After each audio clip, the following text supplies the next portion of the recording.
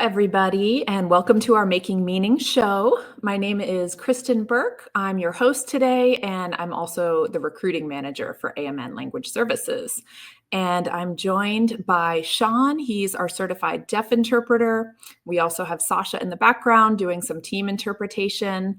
And we are so excited to have you all here today to talk about interpreter appreciation. So, we appreciate our interpreters all the time, but this month is a little special because the end of the month, September 30th, is International Interpreter Appreciation Day. So we have a great show ahead. Can't wait to get started. Before we do, I just want to ask that everybody in the audience throw your name in the chat. Tell us where you're from. We'd love to give you a little shout out. And certainly, as you're watching the show, if any questions come up, this is your opportunity to really have that direct line to me, but then also to our fabulous panelists who we will bring out in just a second. So today we are joined by our very own AMN interpreters. We have Elsa, Oksana, Aram, Calliope. Let's bring them out, see their beautiful faces. Hello, everybody. All right. So let's just go ahead and dive right into it. And as the questions come through, I'll pause and we'll ask them, okay? Elsa, tell us a little bit about yourself and kind of, how you decided to get into the interpreting profession. Sure. My name is Elsa. I am a Portuguese interpreter with AMN Language Services, but I also interpret Spanish or have interpreted Spanish in the past. And I decided to become an interpreter because I always wanted to do something with the three languages that I speak fluently. And there has always been a call for service for myself, like wanting to help and do something for others. Great. Thank you so much. That's great to hear. And next, Oksana, introduce yourself, please, and tell us a little bit about what led you to the profession. Hello, thank you for having me here. First of all, my name is Oksana. I'm a Ukrainian and Russian interpreter with AMN, and I'm also a Ukrainian Sign Language interpreter, but you may guess that this language is not so popular in the United States, so I'm not using it here.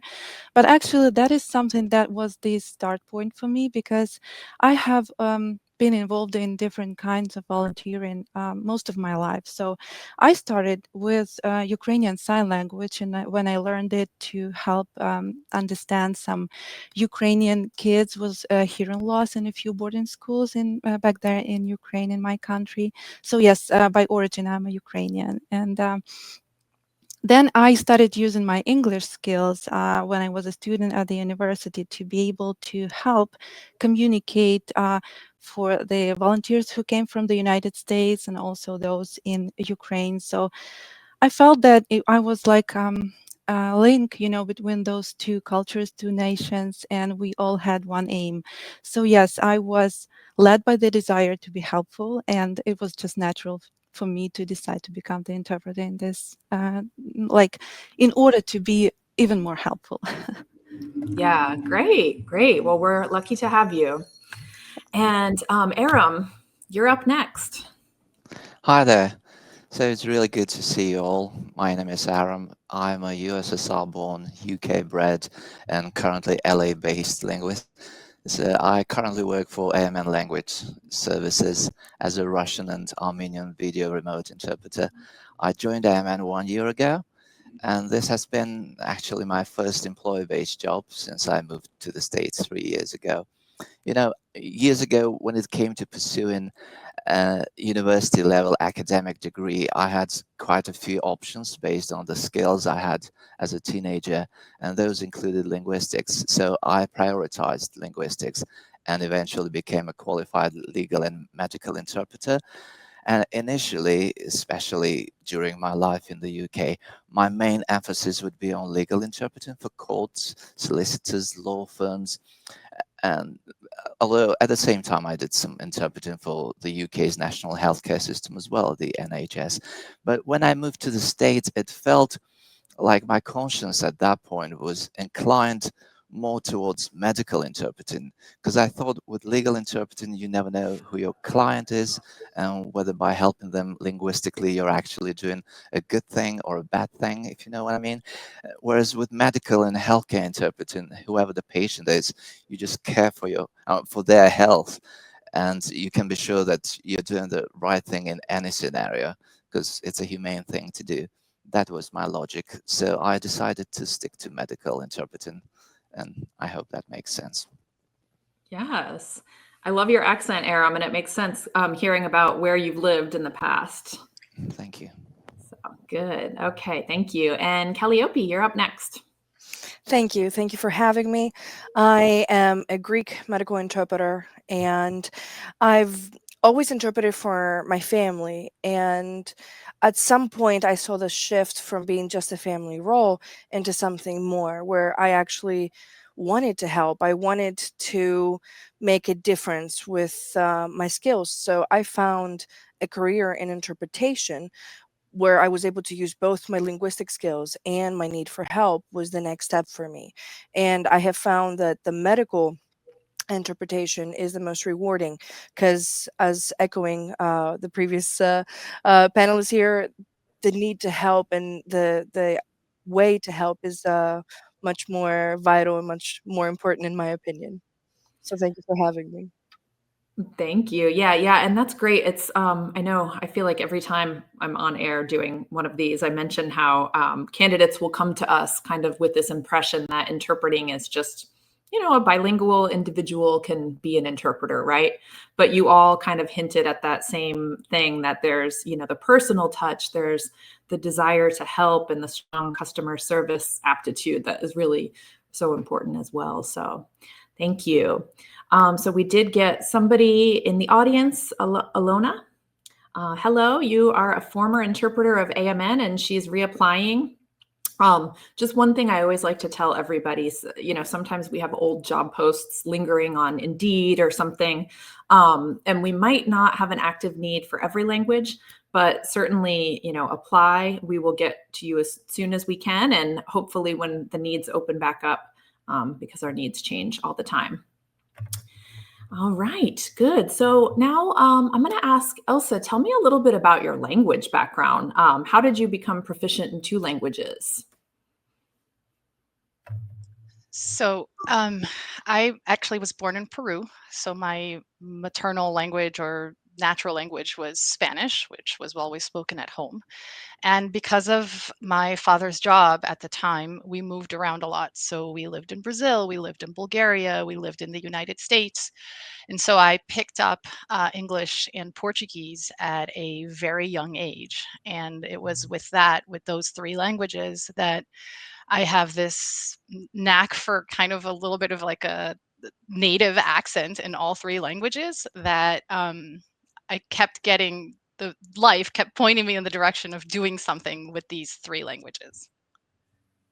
Good for you. Yeah, your accent, I mean, I don't detect an accent, actually. Your English definitely sounds native. That's great. Well, Oksana, same question for you. How did you, get involved with both English and Ukrainian and Russian? Well, my linguistic journey combines my early childhood exposure to 2 languages and then formal academic studies. So my native language is Ukrainian, and almost since I was born, I was exposed to Russian as well because of some historical and cultural, context of my country. And this childhood exposure to another language helped me to not only distinguish between 2 languages, but also realize what are the, cultural nuances of both. So also, I became proficient in my 3rd language, which is English, due to my studies at the university, and also due to being able to communicate with English speakers on the daily basis, thanks to my volunteering and professional activities. So yes, this is how I actually came to know 3 languages. To be honest, I dipped myself a little bit in some other languages because it's just my passion, out of mere curiosity, or sometimes I just wanted to be able to communicate, but it's not enough to be able to interpret though. So I did take some German, Spanish, Georgian, Polish, but those three languages, English, Ukrainian, and Russian, is something that I can use to be able to help people be heard, be seen and be understood. Yes, great. Thank you, Oksana. We have a couple more people I'd like to say hello to. Lydia from Cape Verde, very cool. I don't think we've had anyone from Cape Verde tuning in yet. And we have Miriam, who says she just finished her 40-hour training. So great. We would love to hear from you. Always love to see a trained interpreter. Please apply. Okay, Aram, yeah. The next question for you. Same question, actually. Tell us about your language background. I know you gave us a little, but let's hear a little bit more about it. Well, I come from a multilingual family with a multicultural background. Galicia, which is the north of Spain, Ireland, Russia, Armenia. So apart from English, Castilian, which is Spain's Spanish, plus Russian and Armenian being spoken at our place, my mother also knew German and Latin, and my father knew French. So I guess with that sort of a background, I developed my love for multilingualism and ended up being proficient in 4 languages, one of which I unfortunately forgot because of lack of practice, and that's Spanish. But my proficiency is not just a background thing, to be honest. It also happened due to my good education and hard work, I guess. Good for you. And I'm so envious of all of the multilingual individuals here. I'm doing Duolingo myself, and it's, it's a work in progress. Maybe one day I'll be fluent in Spanish, hopefully. So, okay, Calliope, next, same question for you, please. Of course, thank you. So I grew up in Greece, so Greek was my native tongue. And of course, I learned other languages, but I started English at a very young age. I want to say around 7. And for me, it was something about immersion. Of course, study in school, the syntax, the grammar, the vocabulary. But further from that, it was the music. It was listening to conversations, um, especially with videos with no subtitles on or movies. That way I can train my ear to understand. I was able to speak with actual native English speakers, both from England and America. So I was able to just understand those little tiny differences and nuances that otherwise would not be around me. So it won't happen overnight. Any language proficiency would take time and patience, but if you keep trying and if you keep practicing, then anybody can do it. Yes. Thank you so much. All right, so a couple more questions. Somebody's asking if they should be certified to work for us, or is 40 hours a good start? 40 hours is a great start. And of course, a full certification is not offered in every language. So, there are many languages that you simply can't really go much further than about a 40, 60, maybe 120-hour training. But that's an excellent start. And yeah, we would love to hear from you. And we have Anastasia, who's currently working with AMN as a Ukrainian VRI. So hello, thanks for joining. Elsa, next question. Share a little bit about kind of what led you to AMN, please. So I kind of dabbled in different professions before arriving at interpretation and translation, actually. So I started trying to be a teacher. I taught English, and I taught Spanish, and I taught a K through 8 school as a Spanish teacher. This was kind of a way to pay my way through college. And then when I was in college, I switched to kind of a management type thing. So I went into a kind of a managerial role, operations management for many years, and did a master's degree in leadership and strategic organizational leadership. And when I finished all of that, um, I really enjoyed the managerial part, but I really missed the language part. So I started to search for something that had a little bit of both. And that landed me as an operations manager for a small translation and interpretation agency, which I worked for many years. And then as life happens and things change, I ended up moving back to my country in Peru, and I wanted to continue with the language part of things. and I started translating and interpreting remotely. And when the political situation changed a little bit in Peru. At the time I got married, I had a child. We moved back here to the United States with my husband and son.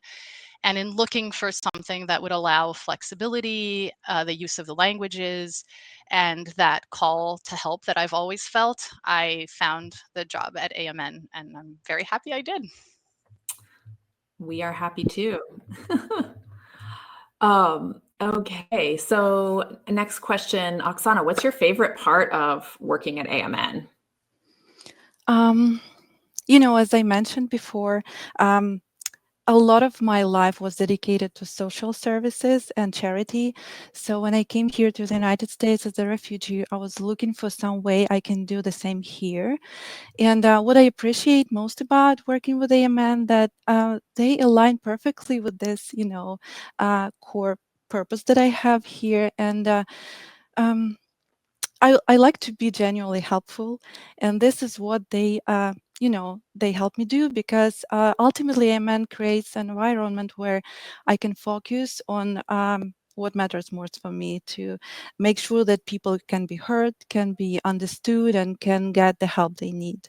So I would say that this is the most rewarding part of working with AMN for me. Yes, yes, thank you. And I just wanted to note that, we talk to candidates all the time who maybe like Elsa, you've started out somewhere and then you're kind of reconsidering your career path. But we have people who maybe they have a full-time job as a teacher, as a marketing person, but interpreting is great because you can do it part-time. You can do it as a contractor, which by the way, we have contractor openings here as well. If permanent work is not really for you, you need the flexibility. And while we're on that note, please apply, check out our website. We have lots of job openings right now. We have lots of openings for Rohingya. If you know a Rohingya interpreter, that's a big one. Mandarin, Cantonese, we're always hiring for ASL. Korean. So definitely take a look at our website, amnhealthcare.com/careers/language-interpreters. I know that's a mouthful, but anyway, you'll figure it out. So, okay. Next question is for Aram. Please describe kind of like what your day-to-day looks like, a day in the life of an interpreter at AMN. Well, to me, the first thing that comes to mind about working at AMN is professionalism alongside very high standards. So on a day-to-day basis, I realize I work with professionals. That includes my brilliant team lead, my fellow team members, the AMN management, the operators, the HR team, the IT team, the assistance line, etc. And schedule-wise, my work shift is Eastern time based. So in order to start when it's 8 a.m. in New York, Boston, or Miami, I wake up at 4 a.m. in Los Angeles to start at 5 a.m. every morning. But that's all right. I'm an early riser, so that schedule fits my biological clock. And every morning I log into our comprehensive and user-friendly interface. I put my headset on, check my mic, check myself in the camera preview, and I go live. And that is it. Good. Yeah. Thank you so much. And you kind of touched on something when you listed all the individuals that we interact with. I think a big differentiator of working for AMN is that team environment. You're not going to be stuck on your own little island, even though you're working remote. You will have access to other members on your team who speak the same native language as you. So I think that's a really good call out. Okay, Calliope, you are up next. So we have some folks in the audience who may be considering, this as a career for the first time. Tell us a little bit of kind of what the onboarding process was like for you, the interview process and all that. Of course. I was already an interpreter before, and as I said, it went from a family role into the career that I wanted to pursue. And I was actually approached by a recruiter from AMN, and the onboarding process for me was actually very smooth, very easy to follow. I had to go through something called the language skill test, and after passing that, and of course to start uploading all my information and move on. So there was a training aspect of the job, and after I passed all my training, then I started as a full-time employer here with AMN as a Greek interpreter. Good. Thank you. Thank you. Yeah. And we always tell candidates, we do have kind of a lot of steps in our onboarding and interview process, but that's really to ensure we're hiring the right person. I wish we could just give everyone a job, but we do have to qualify your skills. We have, as you said, the language assessment and then paperwork. And so if you do apply and you get a call from a recruiter, just kind of prepare yourself that, there's a lot of steps. But once you're in, you're in. You don't have to worry anymore about that. Okay, I want to stop because we had a really good question come through. What are all the certs for? Do you hire inexperienced and non-certified candidates? And then I'm assuming most have experience interpreting, just not on paper. So that's a great question. We do have a training program, our own kind of homegrown training program, where we can give somebody who is bilingual and has, as we said earlier, that strong aptitude for helping, for customer service, and some exposure to interpreting. So maybe they've done some family or like church interpretation. We do have opportunities, yes, even if you don't have a certification or your own formal experience. So, and the next question from Lydia, do you hire US citizens living in Cape Verde? Unfortunately, we don't. We do hire Cape Verdean Creole interpreters, but they do need to reside in the US. And we do have openings at some point, sometimes from Costa Rica and Mexico, but most of our positions open right now are US based. All right. So let's move right along. By the way, if it looks like I'm looking off to the side, I'm just trying to make sure I don't miss any of your good questions out there. So I'm not like over here surfing the web. Okay, Elsa, tell us, why did you choose medical interpreting specifically versus like legal or community? So I actually dabbled and got trained to do court interpreting. I also do medical and legal translations. I kind of tried it all. But where I tend to feel better or do better or excel more is with the medical interpreting, and that's because it has that call for service, that help. Everybody in a session is team patient, right? You have the doctor, the nurse, the interpreter, everyone's there to help and support the communication and to help and support the patient. Whereas we're looking at legal interpretation, it can be a little bit more of an adversarial role, right? Where we have prosecution and defense, and the way you say something is positioned to catch something else, right? So it's a little bit more adversarial, and my personality tend to fit more the cooperational type role when it comes to medical interpreting. Yes, we hear that all the time actually from candidates who are interested in leaving the legal interpreting world, because it does sound stressful, to be honest. So I can relate. Okay, Oksana, next question. Sometimes words and phrases don't translate directly. Any kind of colloquial phrases in Russian or Ukrainian that you can think of that you want to mention? Oh, tons of them, really. I think we need another hour or two because, Russian and Ukrainian languages are so rich in different colloquial phrases and phrases that would make no sense when you interpret them in other languages. Let me see. They actually create a lot of funny situations, in healthcare environment when it is so serious, usually, but then it relaxes atmosphere a little bit, but sometimes it's pretty awkward. So let's see. You know how people try to be funny and using this nonsense rhymes in their speech, like easy peasy, lemon squeezy, or something like this. So we do have it in Ukrainian and Russian. And people do not realize that after interpreting these phrases into other languages, they will not find like sound so funny.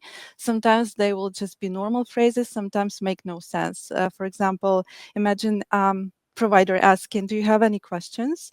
And then the patient would answer in Russian, "У матросов нет вопросов," and start laughing, you know. But if I interpret this phrase like word by word, it will just sound, "Sailors have no questions." So makes no sense, right? I usually just interpret it like, "I have no questions," but then the provider would ask, like, "Why is the patient laughing?" And you are saying just a normal phrase. So it takes some time to explain. As for colloquial phrases, one comes to my mind right now. Phrase sounds like in Ukrainian, like "доктор з'їв на цьому собаку," which will literally mean that the doctor ate a dog on it. If I interpreted it, word by word, the doctor ate a dog on it. So it means that someone is very, professional in something, or is an absolute expert in some field. So literally, it means that a person was so much trying to get that skill that was ready to eat a dog, but if interpreted into English, that would cause some, questions. So extreme mastery, I would say. There are so many of them. How much time do we have?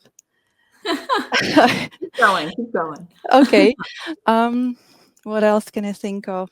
Okay, there is this phrase in Ukrainian that I heard just a couple of days ago, by the way, during the doctor visit, when a person said, it was about his son, he said, "I will show him where the crawfish hibernate," which is "Я покажу ему, де раки зимують" in Ukrainian. A crawfish hibernates, that makes no sense, right? But literally it means that someone is promising to teach a good lesson, so a person usually is mad at somebody and says that that person is going to be punished, and usually that punishment is pretty bad. So it seems to be very awkward, but this phrase actually has a historical explanation. If you are interested, I can explain. So yeah, that's it's so it's funny, and it's, I'm sure that comes up all the time, this kind of stuff, right? I'm sure all of you in the panel can agree. That's yeah. awesome. Okay. So we had a great, not even a question, but somebody says it's Asmath is saying he is a professional interpreter who speaks Rohingya, Burmese, Bengali, and he's asking if there's opportunities. Yes, please apply. As I said, Rohingya we are hiring for, so we have part-time and full-time openings. Can't wait to see your application.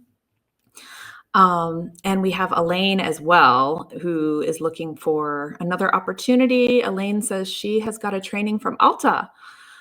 Please apply. Yes, can't wait to hear from both of you. So, all right, next question from Aram. Tell us about a time when a cultural nuance came up. And I know this is something that you all have to be very aware of. You're not just, again, transferring meaning and message, you're also the cultural broker. So tell us a little bit about that. Well, cultural nuances are often quite individual, so it's not always that you can generalize by assuming that this or that cultural nuance you see in a person reflects the entire culture of a specific country, because those cultural nuances also depend on the person's individual social background, education, and overall development. So, for example, I was interpreting for this old Armenian lady, and the doctor asked her, "Would you want me to prescribe medication for you?" And she was like, "Not really." The doctor goes, "Shall I ask my nurse to order some breakfast for you? Are you not hungry?" And the lady goes, "Not really. Do you want me to lift the head of your bed so it's less painful for you?" She's like, "Oh, no need for that." And the doctor said, "Okay, bye then." And then she suddenly mumbled in Armenian, Who on earth offers just once? At that point, I realized it was one of the cultural things you often come across in Armenia, because some Armenians always say no to the first couple of offers, and they expect that you should be insisting and persuading them a few times until they eventually agree. So I explained that to the doctor, and after the fourth time, the old lady said yes to everything, and she was quite happy. Wow. That's a great story. And that's, I mean, a perfect example of somebody who didn't have that cultural awareness might totally miss that opportunity, right? Exactly. Yeah. Good, good. Okay. Thank you. So, next question for Calliope. Tell us about a time when you could really tell you made a positive impact.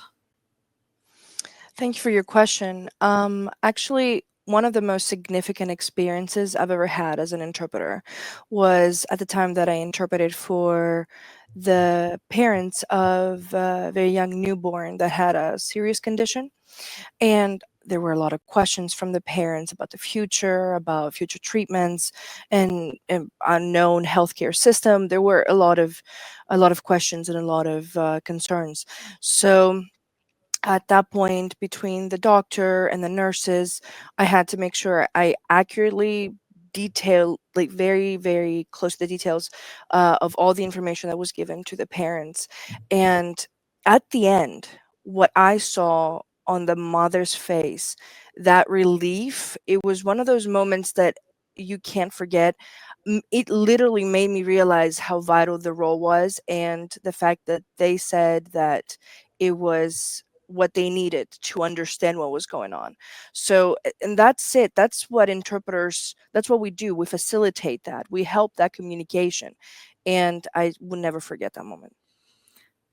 That's awesome. Thank you so much. Yeah, it's got to be just so stressful. I can't even imagine being like a new parent and then having a medical situation and then on top of it, not, speaking the language clearly. I can't imagine. So thank you for that story. Kristen, is it okay if I add just a little short story too to add to Calliope? Of Because course. sometimes it's cultural, sometimes it's language, but sometimes for us it's also the knowledge of the medical system.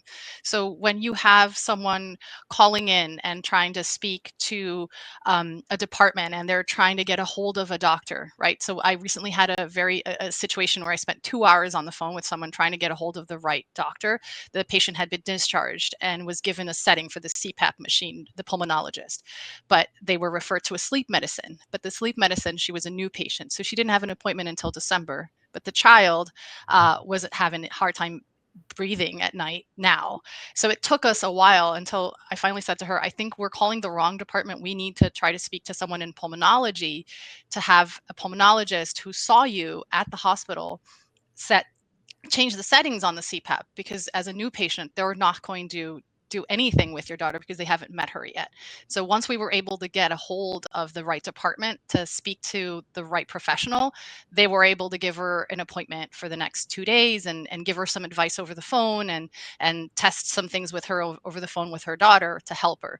But that wasn't a language barrier. That was really not knowing how to ask the right question because of a medical system situation. Wow. Yeah. Thank you, Elsa, for sharing. That was great to hear. Okay. We have another question from Asmith, and he's asking for the link. So let's go ahead and pull up the link to apply again. That mouthful, amnhealthcare.com/careers/language-interpreters. Yes, please apply. Okay. Well, Elsa, back to you, actually. What does International Interpreter Appreciation Day mean to you?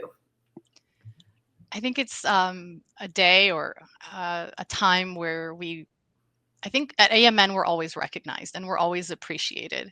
And you can sense that from the team, from your managers, from team leads, just from the whole operation that kind of supports us in our job.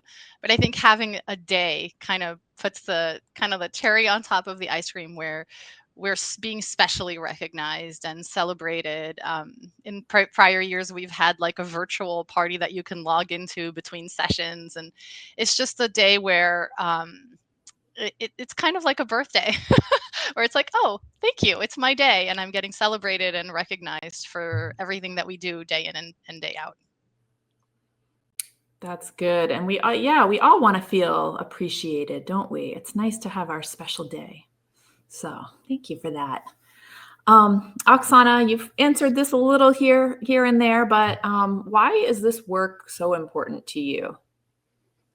I personally believe that this work is, a cornerstone for effective healthcare, because this is not just a job. From my previous experience, I realized how important it is for people to be understood, to understand each other, and we are that bridge that actually help them understand each other. And in a clinical situation, it is not just for convenience, because it could be a matter of life and death. So we are there to ensure that patients have a voice, and they are not lost in this system that can be really overwhelming for those who do not speak local language. So ultimately, we are advocates for clear communication, and we empower them to have a voice, to make informed decisions, and to get the service that they deserve. Everybody deserves that, right? So we are helping them to get that. You got it. Thank you, Oksana. And we had a question come from the audience. This is a really good one. So I'm going to give this one to Aram. This is from Katerina.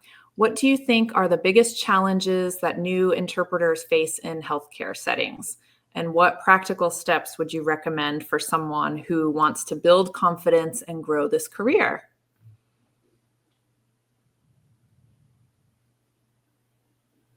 That's a good question. So,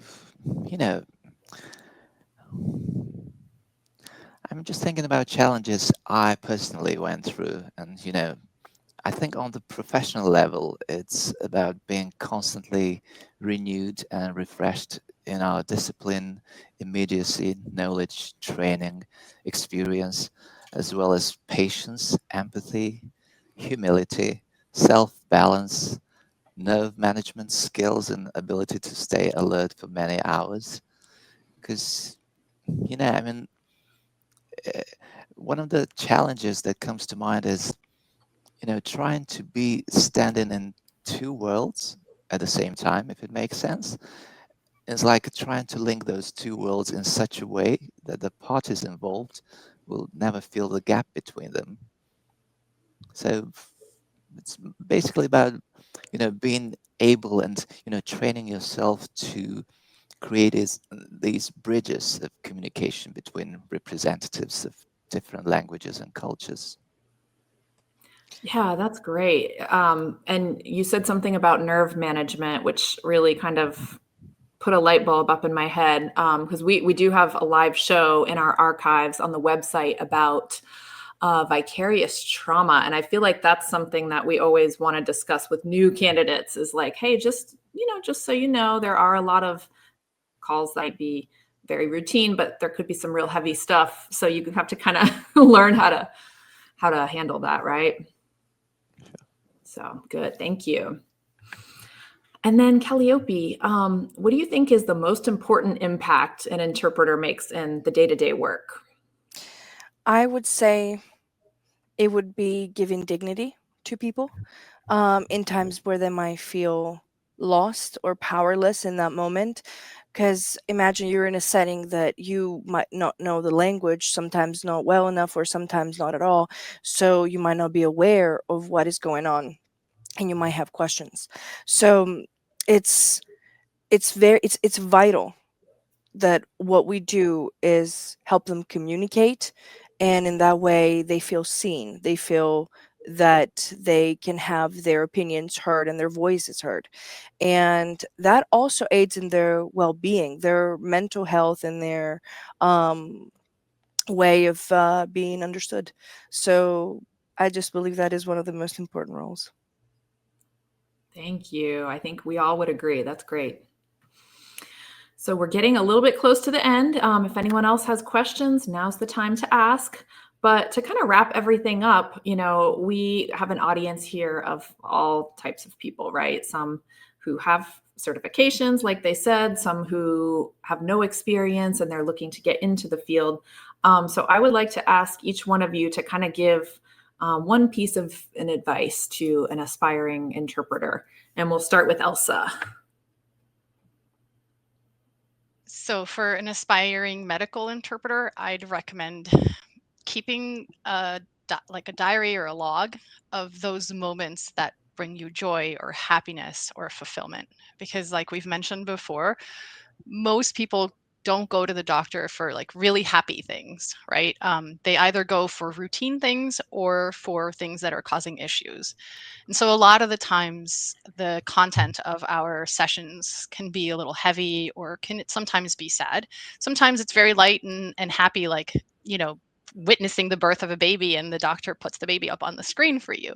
So when you get those moments that are super fulfilling and kind of fill your heart, it's nice to make note of them. And the more you train your brain to look for those positive and happy moments, the more you tend to find them in every session and in your day to day. Thank you. That's such good advice. All right, Oksana, you're up next. My piece of advice would probably be not to be discouraged by some difficult moments, because this work is really demanding emotionally, physically, and sometimes it goes unseen. And sometimes, in healthcare environment, people are in pain, they are frightened, sometimes they are very have this distress, and sometimes their frustration could be directed at you. But we should just keep in mind that this is not about you. It's just people's emotions. They are reflecting, their situation. So I guess it's really a good idea. And again, it was mentioned before, to hold on to those little situations when the patient's face becomes brightened, when they realize that they are finally heard and understood, or when a family member tells you that we are so grateful that you helped, with this difficult communication, or when you hear something that I heard just a couple of days ago from the patient, they said, please do not disconnect, please stay with me, because I feel not so scared when you're around, and your presence just helps me. That really made my eyes tear, and we should just hold on to these little moments. And ultimately, this is something that will help us always remember why we chose this path in the first place. So hold on to these little things of happiness. Oh, that's great. Thank you, Oksana. And Aram. Well, what can I say, my dear colleagues? Thousands of years ago, this is like a fairy tale. According to some ancient books and scriptures, a linguistic catastrophe allegedly took place. Perhaps you've heard the story of the Tower of Babel. That's when people on the earth who spoke one proto-language suddenly ceased to understand one another. So humankind ended up with this multitude of languages and complete miscommunication. Today, we as interpreters reverse that story. We reverse that reality by creating bridges between languages, between cultures, by guaranteeing connection, communication, and mutual understanding. So in a way, figuratively speaking, the very process of our interpreting is in fact that unifying proto-language. So the work we do is really essential, and well done, and thank you all. And to sum it up, I can just say, remember that you're not just bilingual or trilingual dictionaries. You are human connectors, adapters, converters. So please be of great quality, because, well, that's really necessary through your persistence, hard work, training, education, and experience. Thank you. All right, Calliope. Same question. Same question. I would say, first of all, I would like to say that it was incredible. The diary, I think I will keep that for myself from now on. Thank you, Elsa, for sharing that. That is a great idea. But if I could give an advice, it would be that think not just of the language itself. Think of the person. There is a person there that you interpret for on both sides, either as a client or as a patient. There's a life, there are worries, there's a story there. So at the highest level of an accurate interpretation, keep your compassion and keep your patience, because there will come times that it's might as if I want to echo as well the previous interpreters, that there will be times that some conversations and some interpretations might be harder, might be more complex, or might have more levels of miscommunication. So just keep interpreting, keep working on your skills, and stay true to that accurate interpretation, and you will be fine. Oh, that is great advice. And you all are just wonderful. We are so lucky to have you all on our team as interpreters. Thank you so much to our wonderful panelists. Before we go, we had one question sneak in and I want to get to it. It's from Olga. She's asking, what's the salary we offer to start approximately? And this is a really hard question just because we have VRI, which is employment. We have in-person and over the phone, which are contractor jobs. And depending on where you live in the US, depending on what qualifications you have, it can be kind of all over the board. So the best suggestion I have is to just apply and talk to one of our recruiters. We would be happy to let you know what the hourly rate or per minute rate would be.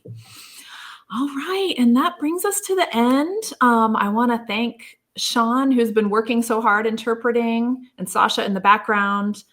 Thank you again to our wonderful panelists, and of course, the guests for tuning in. We'll be here next month, so please come on. It'll be a different topic. It'll be exciting, and we can't wait to see you then. Thank you so much.